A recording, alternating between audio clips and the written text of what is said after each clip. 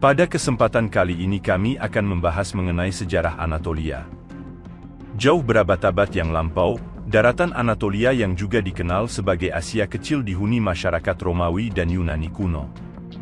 Di antara mereka terdapat bangsa Hatti, Hurriyah, Iberia, Lydia, dan Galatia. Bahasa yang mereka pertuturkan dulunya termasuk dalam rumpun bahasa Indo-Eropa. Akan tetapi, pemandangan itu kini berubah drastis. Hari ini, tanah Anatolia hampir seluruhnya dihuni oleh orang-orang yang menamai diri mereka sebagai bangsa Turki. Meski sisa-sisa peninggalan peradaban Romawi dan Yunani kuno masih dapat kita temukan di Anatolia, nilai-nilai yang mengakar di tengah-tengah masyarakat di kawasan tersebut hari ini hampir sepenuhnya Turki. Mulai dari bahasa, kesenian, hingga adat istiadatnya.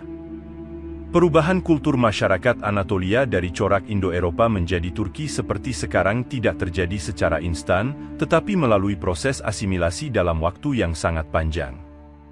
Para ahli antropologi menyebut proses asimilasi tersebut dengan istilah Turkifikasyon alias Turkifikasi. Proses tersebut setidaknya berlangsung mulai sejak masa pemerintahan Kesultanan Seljuk dan semakin masif pada era Kesultanan Utsmaniyah. Pada masa Kesultanan Utsmaniyah, proses Turkifikasi menyentuh hampir setiap aspek kehidupan masyarakat Asia Kecil. Adanya ikatan perkawinan antara orang Turki dan non-Turki melahirkan generasi baru di wilayah tersebut. Dengan kata lain, pernikahan menjadi salah satu faktor yang ikut mendorong terjadinya asimilasi bangsa Turki di Asia Kecil. Bahkan, mayoritas Sultan Utsmaniyah terlahir dari rahim perempuan berkebangsaan Eropa. Sebut saja Sultan Murad pertama, beri bukan orang Yunani, Sultan Bayezid II, beri bukan perempuan Albania, Sultan Osman II, beri bukan perempuan Serbia, dan Sultan Mehmed IV, beri bukan orang Ukraina.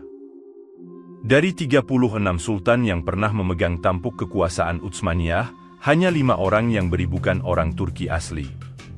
Selama periode Ottoman, Utsmaniyah, orang-orang Kristen yang masuk Islam mengadopsi bahasa Turki dalam kesehariannya.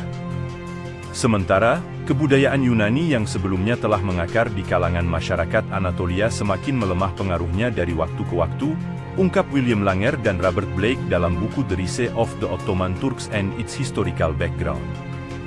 Pada 1330-an, toponimi atau nama-nama tempat di Anatolia telah berubah dari bahasa Yunani menjadi Turki. Beberapa di antaranya adalah Ankara, dalam versi Yunani disebut Angora, Izmir, Smyrna, Iznik, Nicaea, Konya, Iconium, Antakya, Antioch, Anadolu, Anatolia, dan Istanbul Konstantinopel. Selama abad ke-19, penduduk yang mendiami wilayah Kesultanan Utsmaniyah terdiri atas beragam etnis, antara lain Persia, Arab, Albania, Yunani, Bulgaria, Bosniak, Armenia, Kurdi, Zazas, Kirkasia, Suriah, Yahudi, dan banyak lagi. Bahasa Turki menjadi semacam bahasa pemersatu bagi masyarakat majemuk tersebut, terutama di kalangan istana.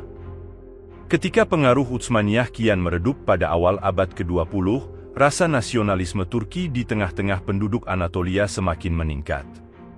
Sebuah gerakan bernama Gen Turkler, Angkatan Muda Turki, mencetuskan gagasan revolusi untuk membubarkan Kesultanan Utsmaniyah dan membentuk sebuah negara bangsa yang modern bernama Republik Turki pada 1923. Terima kasih sudah mengikuti video-video kami, jangan lupa share, like, dan subscribe agar bisa selalu mengikuti update video dari kami.